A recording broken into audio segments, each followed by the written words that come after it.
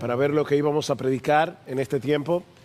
Los pastores tomaron la decisión de que yo continuara con la serie de Romanos, y ciertamente viendo el texto que nos toca en el día de hoy, lo que hemos estado predicando en estos últimos domingos en Romanos capítulo 8, hemos visto cómo Dios guió las cosas para que podamos seguir consecutivamente predicando acerca de este maravilloso libro, porque si hay algo que nosotros necesitamos en estos días es la esperanza del Evangelio. Yo los invito a ir a Romanos capítulo 8, pero antes de leer, quería que oráramos una vez más y no olvidemos que Santo Domingo, la capital, en estos momentos está con el problema del vertedero Duquesa y el incendio.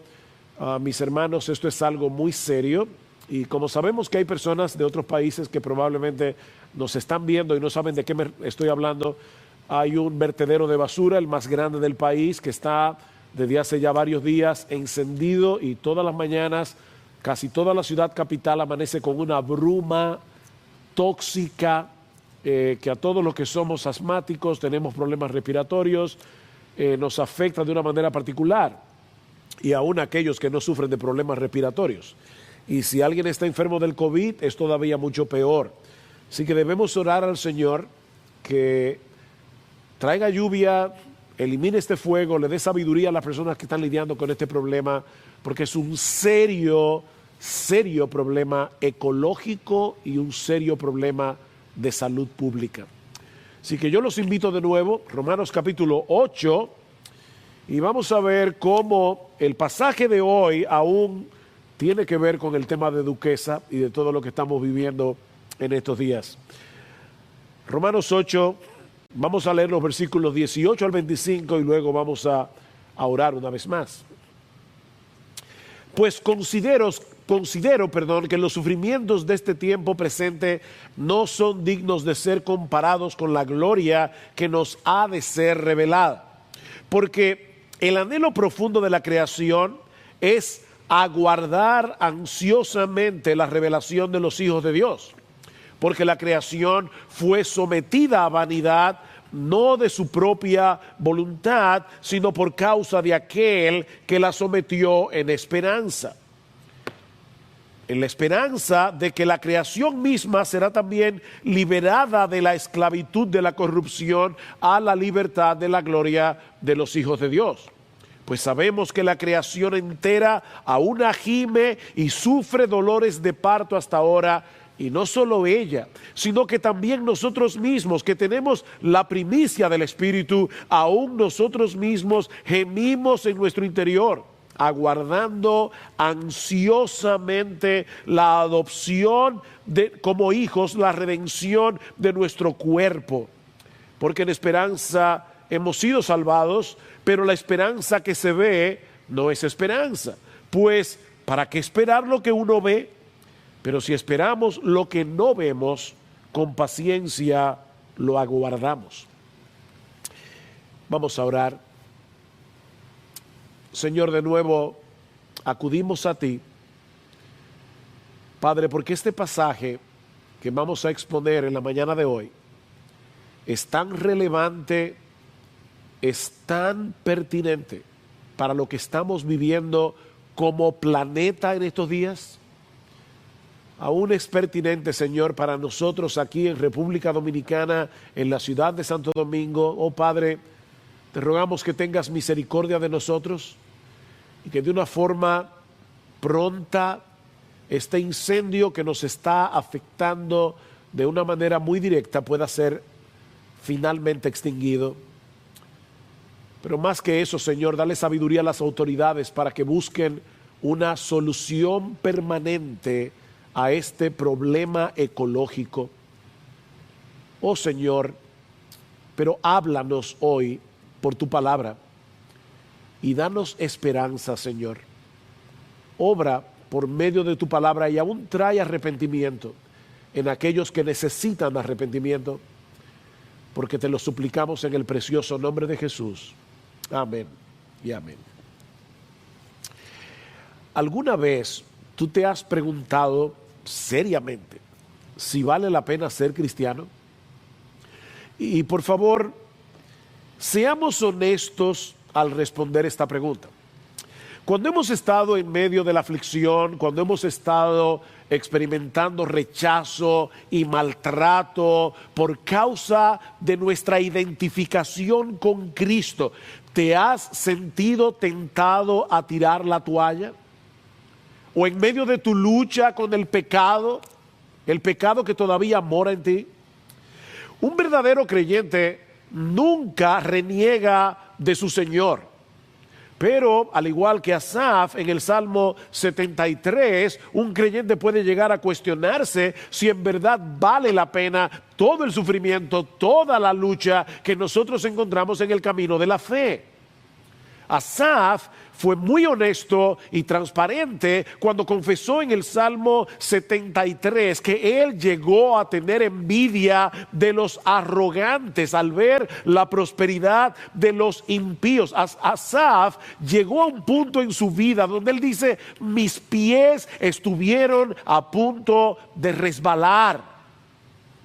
Asaf llegó a pensar que había sido en vano que guardara puro su corazón y que lavara sus manos en inocencia, dice en el versículo 13 del Salmo 73. Verdaderos creyentes pueden llegar a tener esa lucha. Sobre todo cuando ven a los incrédulos haciendo y deshaciendo en una aparente impunidad, como si tuvieran un escudo de protección a su alrededor, a pesar de sus maldades. Y yo vuelvo a preguntar, ¿vale la pena ser cristiano? Si a final de cuentas los creyentes padecen las mismas dificultades que todo el mundo por el hecho de vivir en este mundo caído.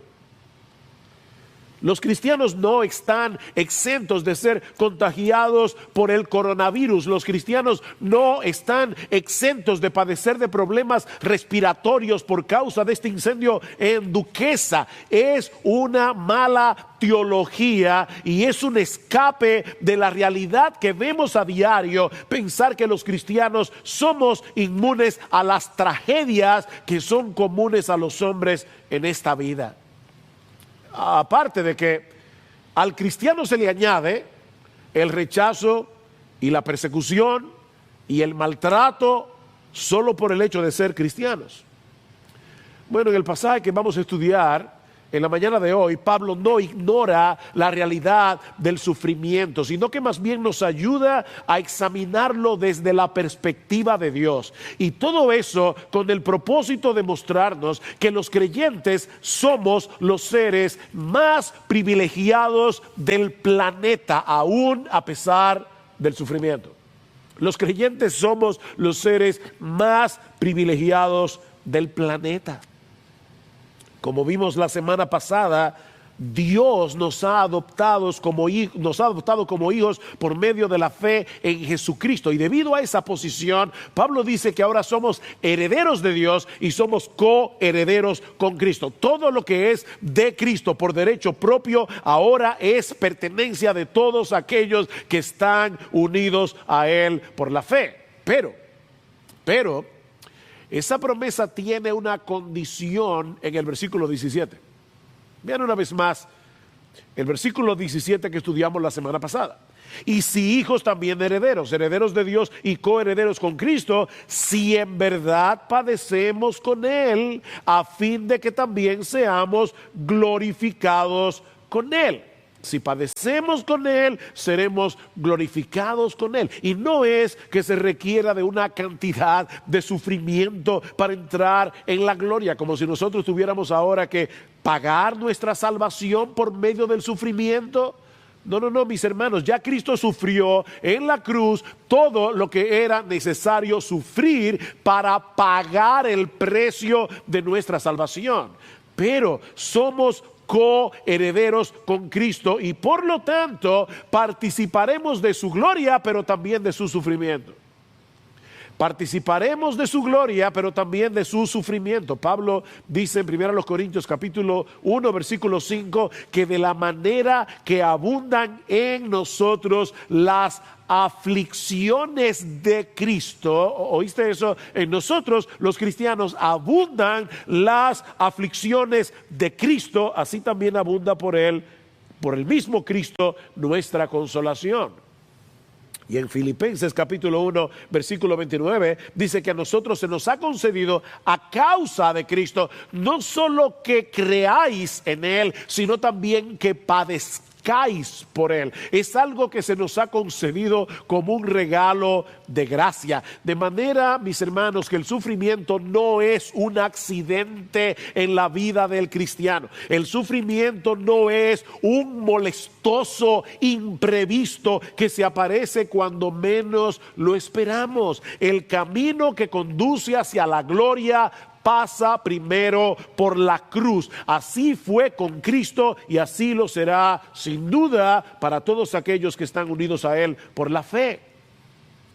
Si somos muertos con Él, dice Pablo en 2 Timoteo capítulo 2 versículo 11, también viviremos con Él. Si sufrimos, y literalmente lo que el texto dice es, si soportamos con paciencia hasta el fin, en medio del sufrimiento, también reinaremos con Él. Hay una conexión entre el sufrimiento y la gloria. Mis hermanos, el sufrimiento es el cordón umbilical que nos une al Cristo de gloria que está en los cielos, como dice Sinclair Ferguson, el teólogo escocés. Es el cordón umbilical. El sufrimiento es el cordón umbilical que nos une al Cristo de gloria. Pero hay una diferencia cuantitativa y cualitativa, es decir, en cantidad y en calidad, y es abismal la diferencia entre el sufrimiento presente y nuestra gloria futura. Hay una diferencia abismal, cuantitativa y cualitativa entre nuestros sufrimientos presentes y nuestra gloria futura. En palabras más sencillas, y aquí está la primera enseñanza de nuestro texto en la mañana de hoy, lo que ahora padecemos no se puede comparar con la gloria que vamos a experimentar cuando Cristo regrese en gloria. Lo que ahora padecemos no se puede comparar con la gloria que vamos a experimentar cuando Cristo regrese en gloria. Vean una vez más el versículo 18. Pues considero que los sufrimientos de este tiempo presente no son dignos de ser comparados con la gloria que nos ha de ser revelada. Miren, mis hermanos y hermanas, los incrédulos también sufren.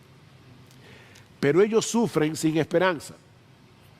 Los incrédulos sufren.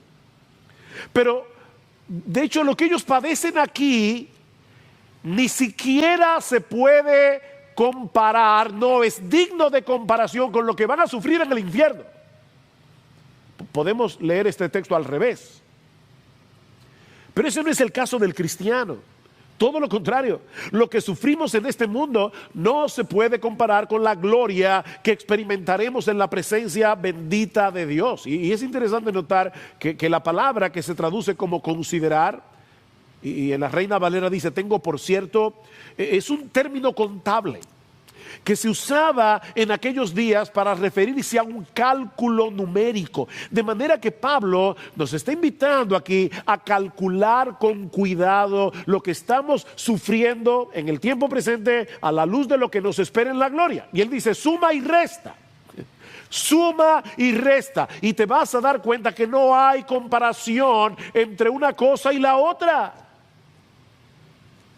Mira, mi hermano, por grande que sea la aflicción, queda empequeñecida ante las bendiciones que ya tenemos en Cristo, que ya tenemos y que disfrutaremos plenamente en su segunda venida. Y por si acaso, no olviden que Pablo tenía un doctorado en sufrimiento. El que está escribiendo esto aquí, Pablo tenía un doctorado en sufrimiento. Basta con leer el currículum de Pablo en 2 Corintios capítulo 11 y en otros pasajes del Nuevo Testamento para darnos cuenta que si había alguien que podía hablar del sufrimiento con propiedad, era el apóstol Pablo.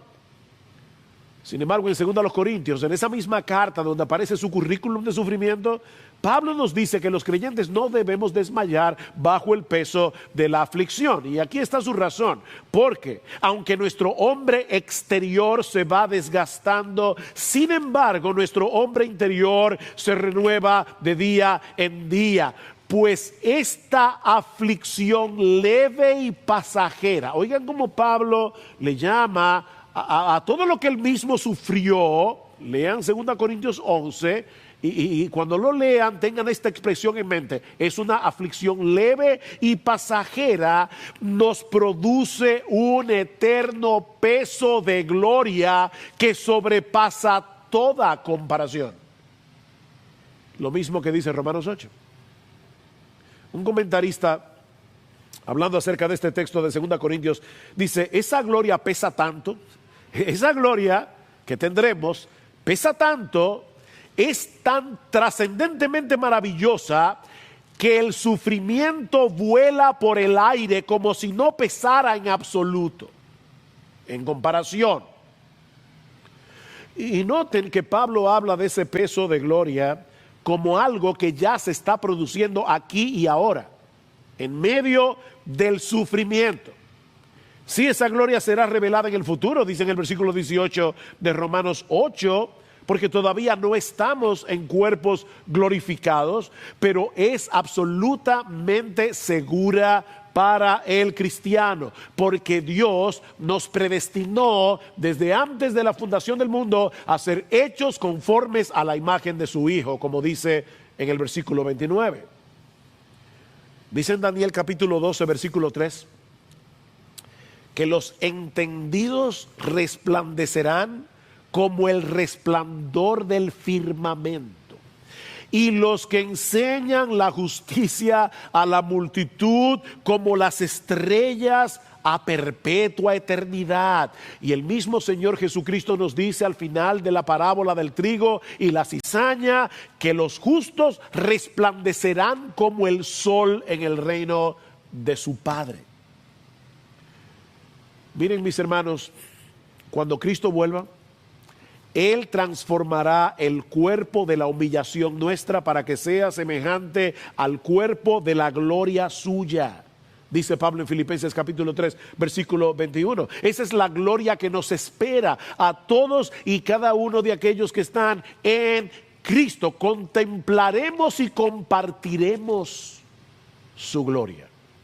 Contemplaremos y compartiremos su gloria. Para el mundo, nosotros somos personas comunes y corrientes. Ellos no ven y no hay nada en nosotros. No somos como esos cuadros que se pintaban en el Renacimiento, donde los santos tenían una aureola. No, nosotros no tenemos ninguna aureola. Somos personas comunes y corrientes. Pero lo que Pablo está diciendo es que en aquel día será revelada en todo su esplendor nuestra filiación con Dios, y el mundo contemplará con asombro quiénes somos en Cristo. Dicen Colosenses capítulo 3, versículo 4, que debido a que Cristo es nuestra vida, cuando Él se manifieste, entonces nosotros también seremos manifestados con Él en gloria. Él es nuestra vida está escondida con Cristo en Dios. Cuando Cristo se revele, cuando Cristo se manifieste, cuando todo el mundo vea que Él es el glorioso Salvador del mundo, nosotros seremos manifestados con Él en gloria. Nuestro estatus como hijos adoptados será públicamente desvelado en aquel día, y todo el mundo lo verá. Y cuando eso ocurra, todo el cosmos será transformado. Todo el cosmos. Y eso nos lleva a la segunda enseñanza de nuestro texto. En los versículos 19 al 23, Pablo nos dice que la creación está gimiendo con dolores de parto mientras aguarda ansiosamente la revelación de los hijos de Dios. La creación está gimiendo, está con dolores de parto. Versículo 19. Porque el anhelo profundo de la creación es aguardar ansiosamente la revelación de los hijos de Dios, porque la creación fue sometida a vanidad, no de su propia voluntad, sino por causa de aquel que la sometió, en la esperanza de que la creación misma será también liberada de la esclavitud de la corrupción a la libertad de la gloria de los hijos de Dios. Para poder entender lo que Pablo está diciendo aquí, es necesario que veamos en los primeros 3 capítulos del Génesis el propósito original de Dios, tanto con el hombre como con la creación, y cómo ese propósito quedó temporalmente frustrado por causa del pecado, porque ese es el trasfondo de la enseñanza de Pablo en este texto. Si no entendemos Génesis 1, 2 y 3, no vamos a entender Romanos 8, 19 al 23. Dice en Génesis que luego de crear el escenario en el que Dios habría de hacer un despliegue de su gloria, el planeta Tierra, al 6º día Él crea al hombre a su imagen y semejanza y lo coloca en el huerto del Edén para que el hombre reine como representante de Dios. Adán y Eva tenían la función de reflejar y representar a Dios en la tierra. Esa es la idea que está detrás de la palabra imagen. Tal vez sería más fácil para nosotros pensar en un icono en la pantalla de nuestra computadora, de nuestro ordenador o de nuestros teléfonos inteligentes. La palabra icono viene del griego icon, que significa imagen en español. Alguien decía, un icono es un pequeño archivo de imagen que al hacerle clic introduce los megabytes del programa de computadora que representa ese archivo, esa imagen. Bueno, metafóricamente hablando, dice este autor, la humanidad es como un pequeño archivo de imagen de los terabytes de la gloria de Dios en la creación. Esos somos los seres humanos. Las imágenes no se señalan a sí mismas. Los íconos apuntan hacia una realidad más grande que la figurita que vemos en la pantalla. Bueno, fue con ese propósito que Dios creó al hombre, para reflejar su presencia y su autoridad sobre todo lo creado. Pero esa imagen quedó distorsionada por causa del pecado, de tal manera que los seres humanos ya no representamos a Dios como deberíamos. Todo se corrompió debido a la entrada del pecado. No solo el carácter del hombre, sino también el planeta en el que el hombre fue colocado como representante de Dios. Dice en Génesis capítulo 3, versículo 17 al 19, que la tierra fue maldita por Dios por causa del pecado del hombre. De modo que su tendencia es a producir lo que no sirve. Todo lo que alguna vez han querido plantar un huerto o un jardín, saben muy bien que si tú dejas la tierra sin cultivar, no crecerán tulipanes y rosas. Va a crecer hierba mala. Aunque la tierra conserva algo de su belleza original, y ese algo es increíble, pero es algo. Lo cierto es que nuestro planeta no funciona como debiera funcionar. Y es a eso que se refiere Pablo cuando dice en el versículo 20 de Romanos 8 que la tierra fue sometida a vanidad. Noten, fue sometida, es tiempo, es en modo pasivo. La creación no se sometió a ella misma, la creación no se maldijo a ella misma. Y el texto señala claramente quién fue que la sometió. El mismo que la sometió en esperanza. Dios maldijo la creación por causa del hombre. Este es un planeta hermoso y peligroso al mismo tiempo.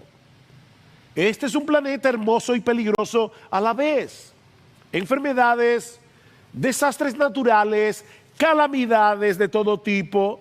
Eso es parte del juicio de Dios contra el pecado del hombre. De manera que Dios le está mostrando al hombre a través de una creación dañada la verdadera cara del pecado. John Piper, en su libro Cristo y el coronavirus, dice lo siguiente al respecto: el mal físico es una parábola, es una dramatización, es un letrero que apunta hacia la atrocidad de la rebeldía en contra de Dios. En nuestra condición actual después de la caída, dice Piper, cegados por el pecado, no podemos ver ni sentir lo repugnante que es pecar contra Dios. Prácticamente nadie en el mundo siente lo atroz que es preferir otras cosas por encima de Dios. Pero ¿cuánto sentimos el dolor físico? Tal vez no nos duela la forma en que menospreciamos a Dios todos los días en nuestro corazón. Pero si el coronavirus viene y amenaza nuestro cuerpo, Dios recibe toda nuestra atención, dice Piper. El dolor físico, escuchen esto, el dolor físico es el trompetazo de Dios que nos dice que hay un problema serio en el mundo. Pero gracias al Señor que la historia no se quedó congelada en Génesis 3. Desde el mismo momento en que Adán y Eva se rebelaron contra Dios, Él prometió un redentor que habría de revertir todos los efectos del pecado en el hombre y en la creación. Bueno, por eso Cristo se hizo hombre. Él es la imagen visible, el ícono visible del Dios invisible. Dice Pablo en Colosenses capítulo 1, versículo 15, que por amor a su pueblo murió en una cruz para pagar por nuestros pecados y restaurar en nosotros la imagen de Dios. Es de eso que se trata la santificación progresiva, restaurar en nosotros poco a poco esa imagen que quedó distorsionada en el huerto del Edén. Ese proceso comienza desde el mismo momento en que nos convertimos a Cristo, cuando nos arrepentimos de nuestros pecados y confiamos en el Señor, pero será completado cuando seamos glorificados en la segunda venida y podamos reflejar en cuerpo y alma la imagen de Dios en Cristo. Y como el destino de la naturaleza está ligado al nuestro, el día que eso ocurra, la creación también será liberada de la esclavitud de la corrupción a la libertad de la gloria de los hijos de Dios, dice Pablo en el versículo 21. La creación será transformada para que pueda reflejar, dice John MacArthur, la gloria, la perfección y la gloria que Dios se propuso darle desde el principio. Gloria al Señor, el mismo Dios que sometió la tierra a vanidad, Él mismo le dará su liberación. No son las organizaciones del medio ambiente las que van a hacer eso. No es Greenpeace. Y debo decir, para tener cuidado aquí, que muchas de esas organizaciones están haciendo una labor muy noble. Una labor muy noble. Una labor que debe llevarse a cabo, pero debemos ser realistas. Nadie, hasta que Jesucristo vuelva, nadie podrá revertir de una vez por todas el proceso de decaimiento y corrupción que daña tanto al hombre como al medio ambiente. Eso nadie lo va a detener de una forma total. Es por eso que la creación está aguardando ansiosamente la llegada de ese día. ¿Ven el versículo 19? Porque el anhelo profundo de la creación, ese aguardar ansiosamente la revelación de los hijos de Dios. Pablo está personificando a la creación como alguien que está con la cabeza erguida. Eso es lo que significa la palabra anhelar profundamente. Es estar de puntillas mirando hacia adelante, alguien que está esperando algo con mucha expectación. Y luego en el versículo 22 dice que la creación entera está gimiendo. Está gimiendo y sufre dolores de parto hasta ahora. Eso quiere decir que sus dolores no son en vano, son dolores de parto, son dolores que anuncian la llegada de una nueva era que está por venir. El dolor de una mujer que está a punto de dar a luz es real, pero no es el mismo tipo de dolor que experimenta un enfermo de cáncer terminal. No es el mismo tipo de dolor. El primero es un dolor que trae vida. El segundo es un dolor que presagia la muerte, o que antecede a la muerte. Yo tuve el grandioso privilegio de estar en los 3 partos de mi esposa, en los 3. Y miren, yo puedo decirles que el dolor de una mujer que está a punto de dar a luz es doloroso, valga la redundancia. El dolor de una mujer que está a punto de dar a luz es doloroso, pero es un dolor en esperanza. Es un dolor que a medida que se intensifica anuncia que el niño está próximo a nacer. Bueno, mis hermanos, y yo les ruego al Señor que a pesar de la cámara y que tú estás en tu casa, por favor escucha esto con atención. Es así como Dios quiere que tú y yo veamos todas las calamidades que ocurren en este mundo. Los volcanes, los tsunamis, los huracanes, los coronavirus, el cáncer, la crueldad del mundo animal, son dolores de parto. Eso no eliminará la realidad del dolor, pero mis hermanos, lo pone en perspectiva desde el mismo momento en que nuestro Señor Jesucristo se levantó de la tumba al tercer día. El cosmos quedó preñado de una nueva creación, nuevos cielos y nueva tierra que algún día saldrá a la luz con todo su esplendor. Este cosmos está preñado de una nueva creación. Esto es lo que Pablo está diciendo. Toda corrupción, toda crueldad, todo decaimiento de la creación será removido para dar paso a una creación completamente renovada. Dice en Isaías capítulo 65 que el lobo y el cordero serán apacentados juntos. El lobo y el cordero, y el león comerá paja como el buey, y el polvo será el alimento de la serpiente. No afligirán ni harán mal en todo mi santo monte, dijo Jehová. Cantábamos antes de la predicación: la ciudad de Dios es donde yo quiero estar. Oh, sí, anhelamos que llegue ese día, y la creación anhela ese día. Pero hasta que ese momento llegue, los creyentes tenemos que aprender a vivir en medio de la tensión de una salvación que ya fue inaugurada pero que no ha sido consumada.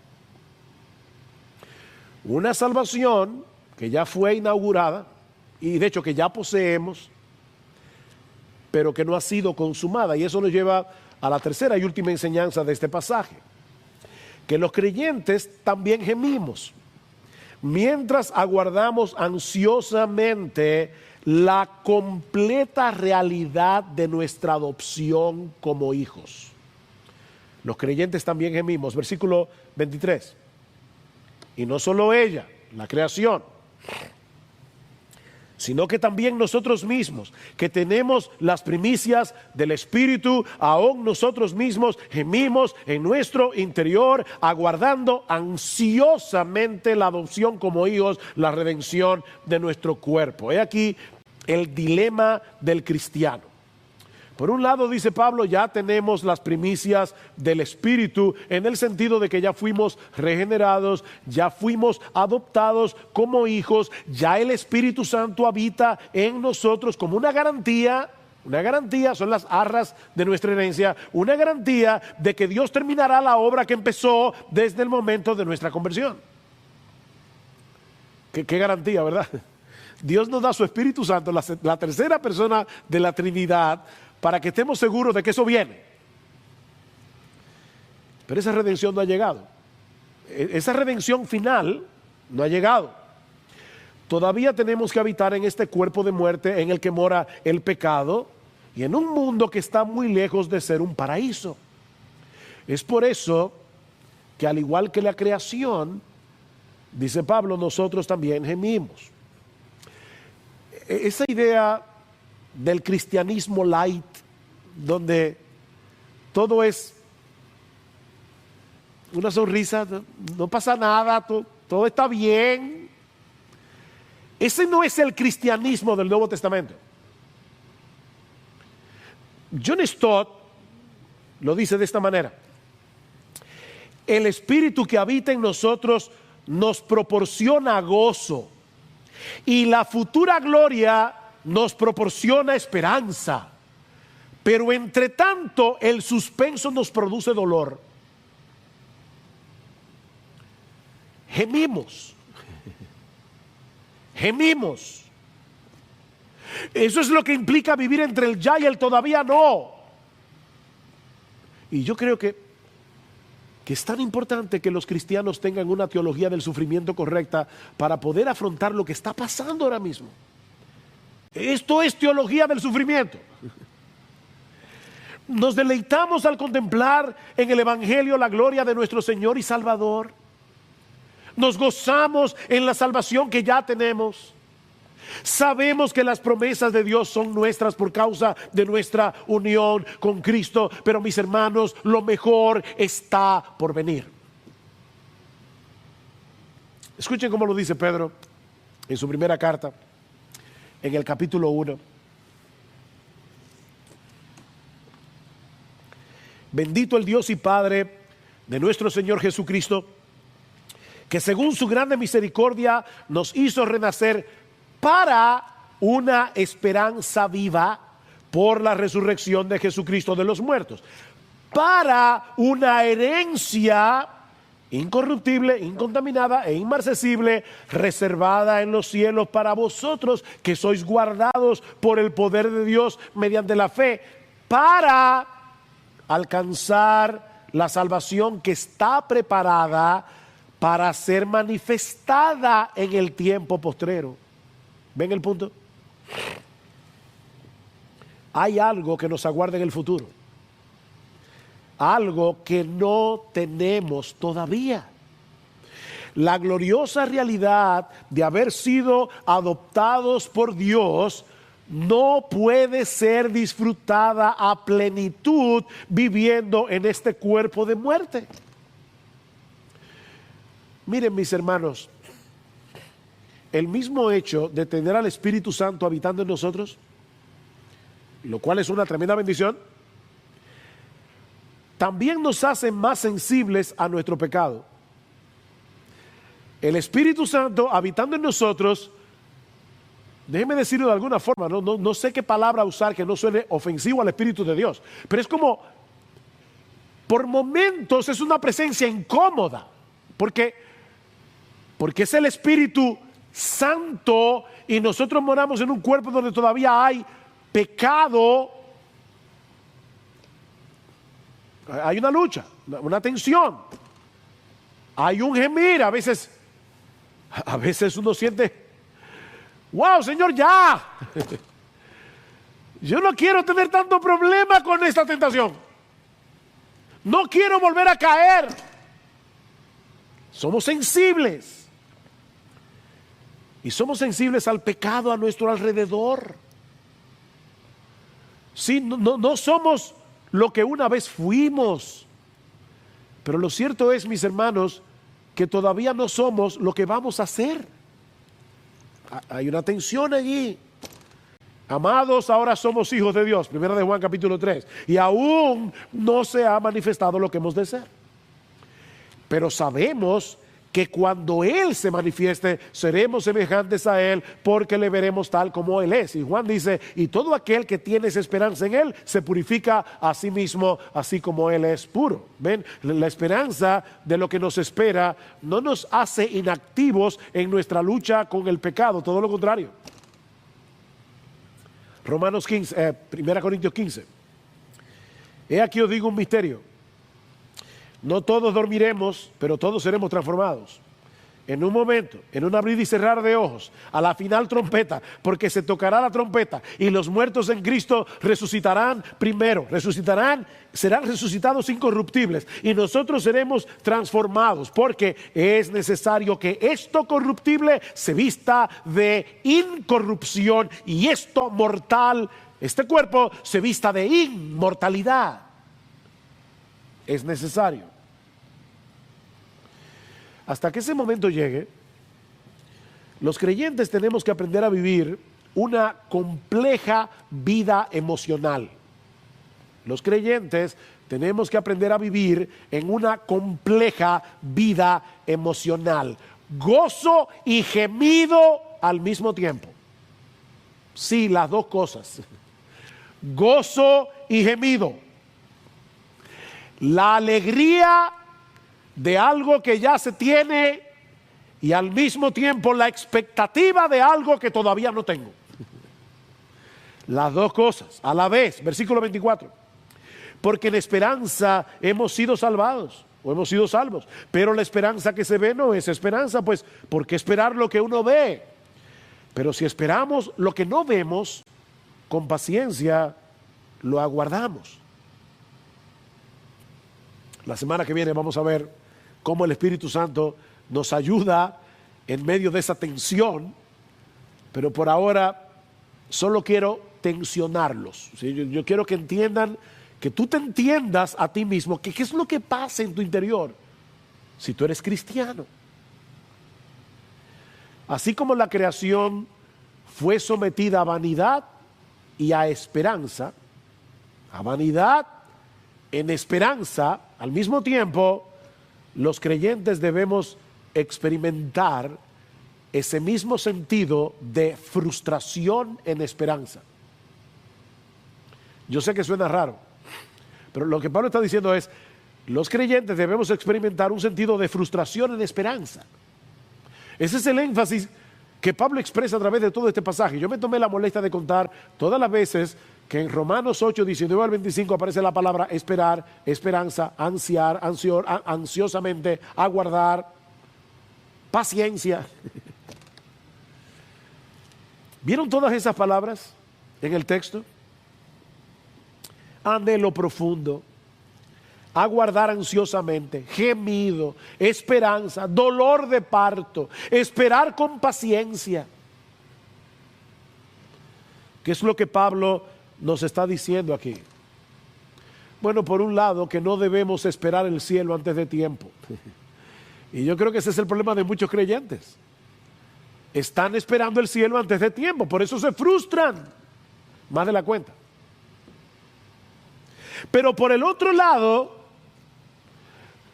Pablo quiere que nosotros como cristianos no nos dejemos aplastar por todas aquellas cosas que ahora mismo no son como quisiéramos, ni en nosotros, ni en el mundo. Que no nos dejemos aplastar. La esperanza que se ve no es esperanza, dice Pablo, en el versículo 24. Pero lo aguardamos con paciencia, porque sabemos que nuestro Dios es fiel. Sabemos que nuestro Dios cumplirá todo lo que nos ha prometido en Cristo. Me encanta como lo dice John Stott. Debemos esperar, pero no tan ansiosamente que perdamos la paciencia, ni tan pacientemente que perdamos la expectativa. Déjame repetirte eso otra vez. Debemos esperar, pero no tan ansiosamente que perdamos la paciencia, ni tan pacientemente que perdamos la expectativa. Mira, el coronavirus, esta pandemia, es otro de esos dolores de parto que nos recuerdan, primero, que estamos en un mundo que se encuentra bajo el juicio de Dios. Algunas personas preguntan, ¿es esto una señal de que este mundo está bajo el juicio de Dios. Sí, desde el huerto del Edén. Desde el huerto del Edén está bajo el juicio de Dios. Pero también estos dolores de parto nos recuerdan que un nuevo mundo está por llegar. Mira, mi amigo, si aún no has venido a Cristo en arrepentimiento y fe, tú debes entender que Dios no toma el pecado a la ligera. Es horriblemente atroz que los hombres, perdón, se hayan rebelado contra Dios y hayan decidido pisotear su gloria para buscar la suya propia. Eso es atroz, eso es horrible. Y Dios en su bondad usa el sufrimiento y el dolor para despertar al hombre de su letargo espiritual y llamarlo al arrepentimiento. ¿Recuerdan en Lucas 13 cuando algunas personas le preguntan, Señor, ¿y esa gente que murió, que Pilato mandó a matar? Estaban sacrificando y Pilato los mandó a matar en el templo, y aquellos que le cayó la torre de Siloé encima, aquellos galileos, y los mató. Y él dice, ¿y ustedes creen que esos que murieron en el templo o los que murieron en la torre de Siloé eran más pecadores que todos los pecadores? Si no os arrepentís, todos pereceréis igualmente. Lo que el Señor está diciendo allí es, no pienses en el pecado del otro, piensa en tu propio pecado. Porque si no te arrepientes, perecerás. Si no te arrepientes, tendrás que pagar en el infierno. Lo peor para el incrédulo está por venir. No importa cuánto sufre en esta vida, lo peor está por venir. Arrepiéntate. Y arrepentirse no es otra cosa que un cambio de mentalidad que produce un cambio de vida. De repente te das cuenta que vas en vía contraria, que has vivido toda tu vida de espaldas a Dios y confiando únicamente en tu propia justicia. Y ahora te vuelves hacia Dios, confiando únicamente en la justicia perfecta de Cristo. Y vienes clamando por misericordia, no demandando. Vienes clamando por misericordia y por perdón. El coronavirus es uno de esos letreros que Dios usa para decirle al hombre que es una tragedia poner su esperanza y su deleite en cualquier cosa que no sea Él. Es una tragedia. Ven a Cristo, mi amigo, antes de que sea demasiado tarde, porque lo peor está por venir para ti si no te arrepientes. Pero si eres cristiano, recuerda, mi hermano, que nosotros somos extranjeros y peregrinos en un mundo que no funciona como debiera funcionar.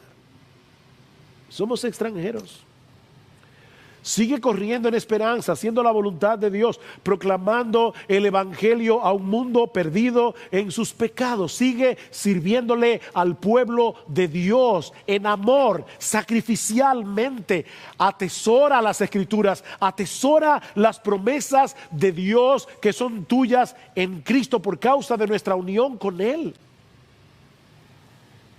Porque eso es lo que aviva la llama de nuestra pasión por Jesús y por su pueblo. La esperanza por el futuro no nos convierte en personas escapistas como piensan algunos. Todo lo contrario. La esperanza futura nos impulsa a ser apasionadamente activos en el presente para la gloria de Jesús y por el bien de su pueblo elegido. Apasionadamente activos. Así que, mi hermano, toma el telescopio de la Biblia para que puedas ver más allá de las aflicciones presentes, la gloria que nos aguarda cuando nuestro Señor Jesucristo regrese en gloria. Tú y yo necesitamos ese telescopio y mirar por ese telescopio todos los días. Y te vas a dar cuenta, al principio preguntábamos, ¿vale la pena ser cristiano? Te vas a dar cuenta que no solo vale la pena ser cristiano, sino que vivir para Cristo es la única vida que vale la pena ser vivida. Punto. Vivir para Cristo es la única vida que vale la pena ser vivida. Te vas a dar cuenta que el sufrimiento de este tiempo presente no puede ser comparado con la gloria que nos aguarda. Si nos gozamos en Cristo y en nuestra salvación aquí y ahora, nos gozamos en el perdón de nuestros pecados, nos gozamos en ser herederos de Dios, nos gozamos en que ya no hay ninguna condenación para aquellos que están en Cristo Jesús. Pero lo mejor está por venir.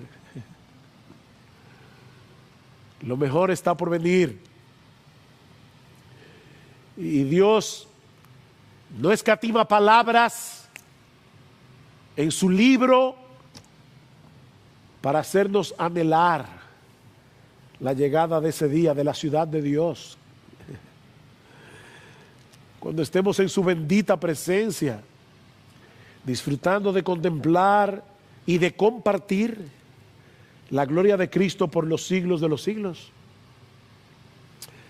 Escucha esta breve descripción que Juan nos da en Apocalipsis 21, con la que ahora ya concluyo. Vi un cielo nuevo y una tierra nueva, porque el primer cielo y la primera tierra pasaron y el mar ya no existía más.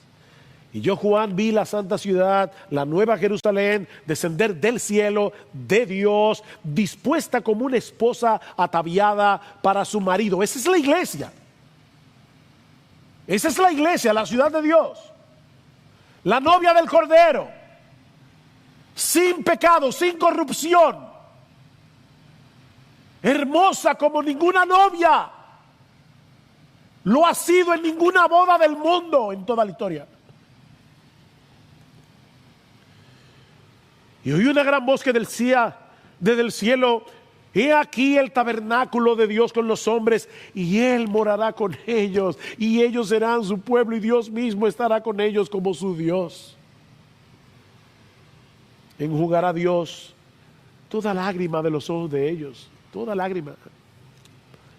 Y ya no habrá muerte, ya no habrá muerte, ni habrá más llanto, ni clamor, ni dolor, porque las primeras cosas pasaron. Esta mañana, cuando me levanté como a las 5 de la mañana por el dolor que tenía en la garganta por causa de todo este humo, y pensaba: Señor, ¿cómo voy a poder predicar tu palabra? Pero Dios es tan bueno que Él nos da fuerza en la debilidad, sabiendo que algún día ya no habrá dolor, ya no habrá asma, ya no habrá sinusitis, ya no habrá coronavirus, ya no habrá cáncer, ya no habrá diabetes, ya no habrán problemas cardíacos, no habrá más llanto, ni clamor, ni dolor, porque las primeras cosas pasaron. Y el que estaba sentado en el trono dijo: he aquí, yo hago nueva todas las cosas. Y me dijo: escribe, porque estas palabras son fieles y verdaderas. Y me dijo: hecho está, yo soy el alfa y la omega, el principio y el fin. Al que tuviere sed, yo le daré gratuitamente de la fuente del agua de vida. Ya no habrá más frustración. El que venciere heredará todas las cosas. Y no olvides que nosotros somos más que vencedores por medio de aquel que nos amó, no por ti ni por mí. El que venciere heredará todas las cosas, y yo seré su Dios.